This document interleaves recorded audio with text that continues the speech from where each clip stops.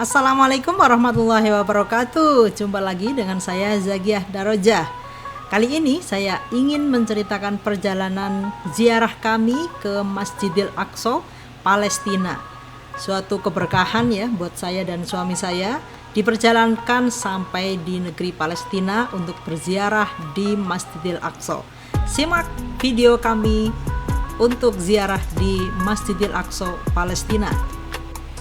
Setelah dari kota Taba, kami menuju ke kota Ilat, yaitu kota perbatasan Israel dengan Mesir. Nah, untuk masuk ke border Israel ini cukup rumit dan harus tersedia ya semua kebutuhan yang memang harus dipenuhi. Makanya lakukanlah pakai travel kalau Anda ingin aman dan selamat ya ketika mau ziarah ke Palestina. Dan alhamdulillah kami pakai tour travel yang amanah, sehingga meskipun rada deg-degan kami lolos memasuki border Israel dan bisa berziarah ke Masjidil Aqsa. Sekarang kita lagi di kota Ilat ya, ini adalah kota perbatasan antara Israel dan Mesir ya. Jadi di situ kita baru melewati border Israel, alhamdulillah lolos ya. Jadi ini kota terakhir dari negara Israel. Kemudian di seberang sana itu kota Taba, kota terakhir dari negara Mesir. Nah, untuk masuk ke sini kita butuh proses yang panjang ya, tapi alhamdulillah bisa berhasil. Dan ini adalah Laut Merah. Indah sekali ya. Oke. Kami ditemani oleh tour guide kami asli Palestina, namanya Mr. Khalid. Ya, ini Mr. Khalid yang akan menemani kami selama beberapa hari di Palestina. Sampai Anda kebuntut kepala di sini, belok kiri. Kiri. Bukan terus. Kami tiba sore hari, langsung menuju hotel, bebersih, kemudian makan, lalu langsung ziarah ke Masjidil Aqsa. Ini hotelnya kami menginap di New Capitol Hotel. Jadi kalau mau ke Masjidil Aqsa tinggal jalan kaki, deket ini dengan Masjidil Aqsa. Sangat nyaman hotelnya, tetapi memang musimnya sedang musim dingin, jadi di sini suhunya sampai minus 3 derajat. Wah, ini lumayan dingin buat saya dan suami saya. Ini kita masuk kamar di Yerusalem, New Capitol Hotel. Ya, ini di sana rumah-rumah di sekitar Masjidil Aqsa.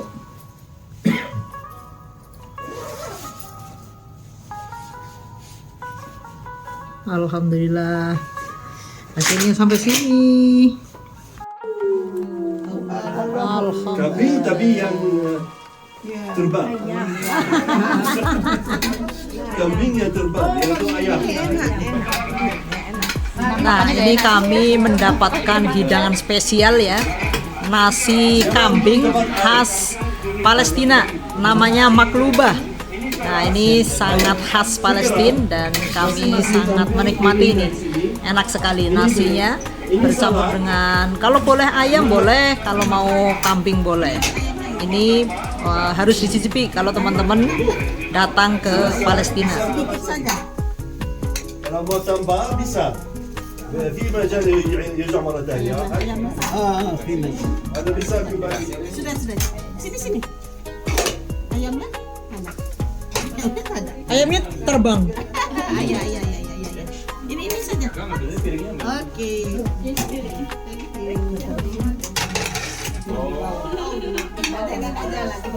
Siapa yang belum dapat ayam semua?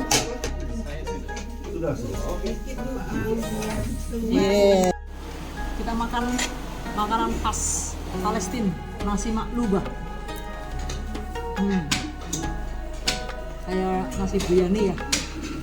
Enak.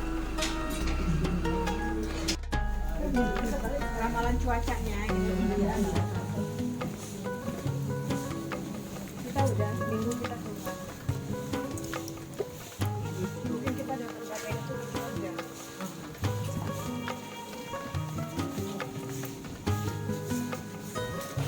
Ini kami beserta teman-teman rombongan berjalan menuju ini udah Masjidil Aqsa. Jadi Masjidil Aqsa itu nggak kelihatan dari luar ya, karena dikelilingi oleh perumahan-perumahan dan jalannya kecil, jadi hanya bisa pakai jalan kaki. Dan di sepanjang jalan lorong ini itu banyak orang-orang berjualan. Ini orang Palestina asli yang tinggal di sekitaran Masjidil Aqsa. Untuk masuk ke kawasan Masjidil Aqsa ini dijaga oleh militer dari Israel ya. Jadi untuk masuk ke sini tidak sembarangan, harus dicek dulu sama militer Israel. Dan alhamdulillah kami sudah lolos nih, sudah masuk di kawasan Masjidil Aqsa. Alhamdulillah. Masjidil Aqsa merupakan sebuah kompleks suci yang diberkahi, yang di dalamnya ada banyak masjid. Dan yang sering diketahui oleh banyak orang yang berkubah emas itu namanya kubah Sahrah atau Dome of the Rock. Di Dome of the Rock atau kubah Sahrah atau kubah emas ini diyakini sebagai tempat Nabi Muhammad napak tilas menuju Allah Subhanahu wa taala dalam proses Mi'raj. Jadi di sini di dalam kubah Sahrah itu ada gua di dalam ya, yang itu diyakini sebagai pijakannya Nabi Muhammad ketika Mi'raj. Selain Dome of the Rock atau kubah Sahrah, di kawasan Masjidil Aqsa itu ada Masjid Qibli, ada Masjid Al-Marwani, ada Masjid Al-Maghribah, ada Masjid Al-Qadim, Masjid An-Nisa, dan lainnya. Jadi di kawasan Masjidil Aqsa ini banyak masjidnya.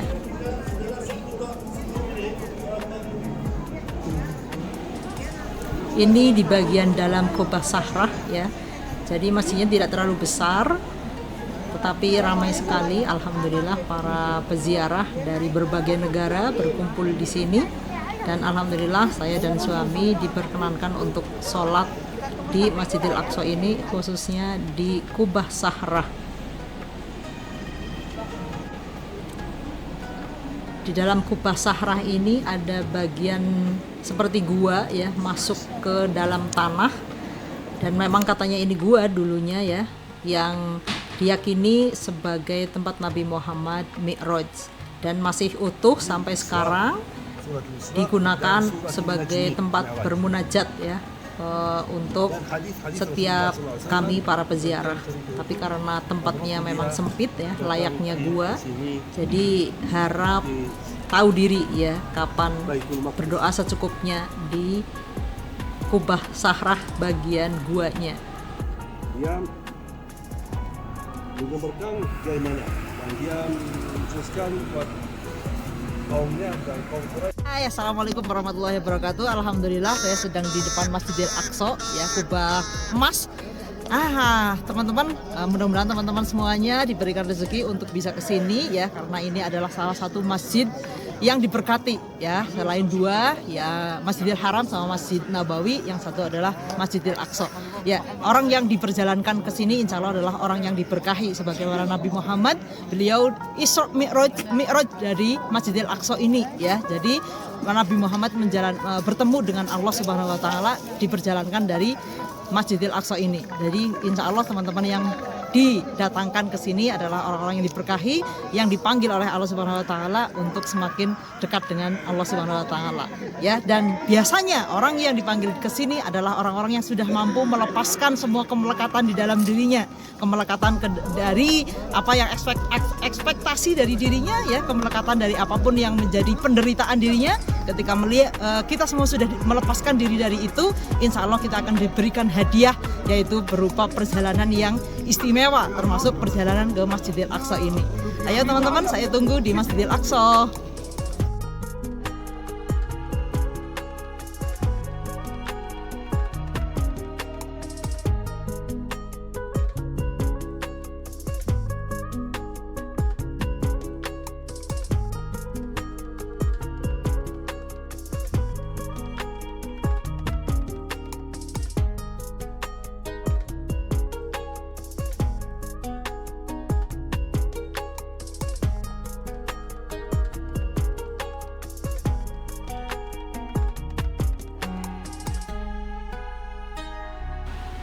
kami 4 hari di Yerusalem dan alhamdulillah bisa memaksimalkan waktu untuk sholat di Masjidil Aqsa ini. Mudah-mudahan Allah terima amal ibadah kami. Di Masjidil Aqsa ini seperti saya awal tadi bilang, masuknya itu dijaga oleh militer Israel. Dan kami ada 1 kali, yaitu di waktu subuh ya, di hari terakhir kami tidak bisa masuk ke Masjidil Aqsa karena tidak diperkenankan oleh si penjaga militernya. Saya juga tidak tahu kenapa. Jadi seperti masuk Masjidil Aqsa ini untung-untungan. Kadang bisa masuk, kadang tidak. Terutama waktu subuh itu sepertinya dipersulit. Jarang sekali yang bisa masuk di waktu subuh. Tetapi alhamdulillah 2 hari ya waktu subuh saya bisa bersama teman-teman untuk subuhan bersama di Masjidil Aqsa ini. Jadi ketika hari terakhir tidak mendapatkan izin, ya tidak apa-apa.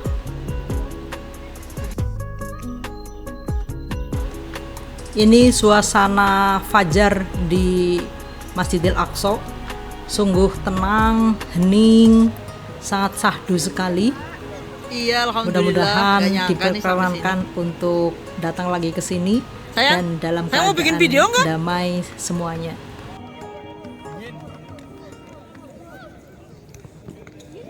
Gimana setelah mengunjungi Masjidil Aqsa? Saya tidak tahu apakah sholat saya diterima atau tidak, bisa atau tidak, yang jelas dingin. Yang pasti-pasti aja dingin. Kalau ngomong pahala nggak tahu busuk atau tidak, hanya Allah yang tahu. Dingin itu kejujuran yang paling asli. Jujur aja, dingin. Oke, gimana sudah apa namanya? Ke Sidratul Muntaha apa belum? Saya dejavu. Begitulah suami saya ya, sukanya ngelawak, dimanapun tetap ngelawak. Oke. Ini dingin banget ya? Dulu SMA-nya di mana, Mas? SMA-nya di Semenep dulu. Oh, itu pondok ya? Ya, ini kami ketemu dengan mahasiswa di Yordania yang sedang berziarah juga di Masjidil Aqsa.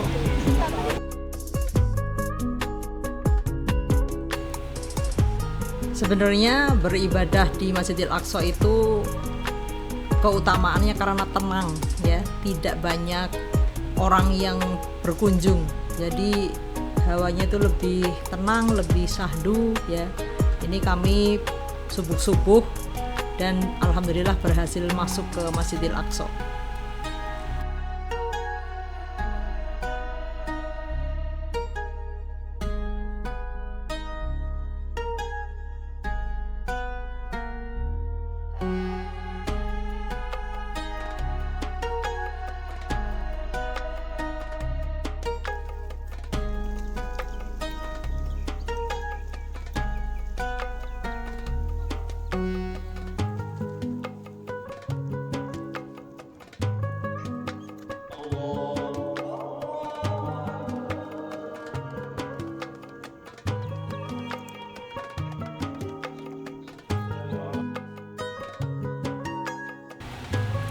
Selain Kubah Sahrah, kami diajak juga keliling di masjid-masjid yang ada di Masjidil Aqsa ini ya oleh Mr. Khalid. Di antaranya ada Masjid Al-Marwani dan lain sebagainya. Jadi kami juga beribadah ya di masjid-masjid lainnya di Masjidil Aqsa ini. Ini di dalam Masjid Al-Marwani. Lebih luas sebenarnya dan jauh lebih sepi juga. Ini kalau pagi ada jamaahnya, Kak? Ada juga masjid yang masuk ke dalam bawah tanah. Jadi tempat ibadahnya itu di bawah tanah. Seperti ini. Ini ada juga yang seperti ini arsitekturnya.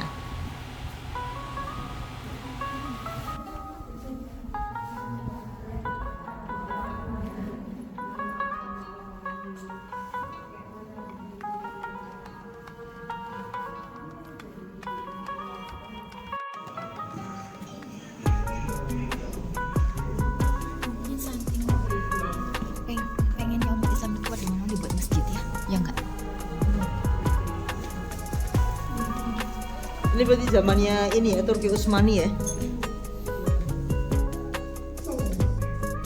Kita pakai sandal loh ini. Apa? Bagi teman-teman yang tanya di mana tembok ratapan ya yang biasa dipakai oleh kaum Yahudi. Nah, karena kami Muslim, jadi kami tidak diperkenankan masuk. Nah, di sebalik tembok inilah namanya tembok ratapan. Tapi kami tidak bisa masuk ke sana.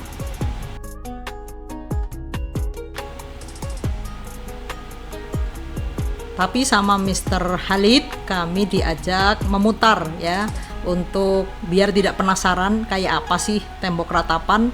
Nah, kami diajak memutar untuk melihat dari kejauhan tembok ratapan itu seperti apa. Nah, kami akhirnya bisa melihat, oh itu yang di sebelah sana itu yang banyak orang-orang berkumpul.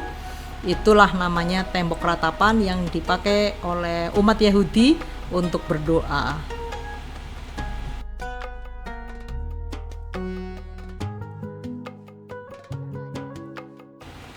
Kami juga berkesempatan diajak ke namanya Bukit Zaitun. Jadi ini adalah puncak tertingginya dari kota Yerusalem, dan dari sini kita bisa menyaksikan Masjidil Aqsa dari kejauhan dan juga pemukiman di Yerusalem. Ini adalah puncak tertingginya di kota Yerusalem. Di sini sangat dingin ya, minus 4 sampai 5 derajat ya, kami kedinginan. Tetapi di sini memang sangat indah ya. Pemukiman kota Yerusalem tampak tersebar luas dari atas sini. Itu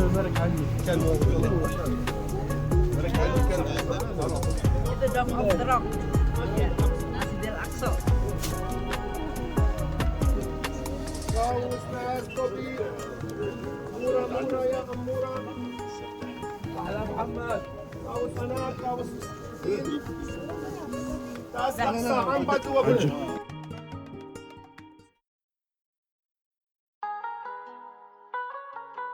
Ayo kita mau sarapan. Nah, kita nginep di New Hotel Capitol Yerusalem. Nah, jadi kalau mau ke Masjidil Aqsa tinggal jalan kaki ke sana 300 meteran.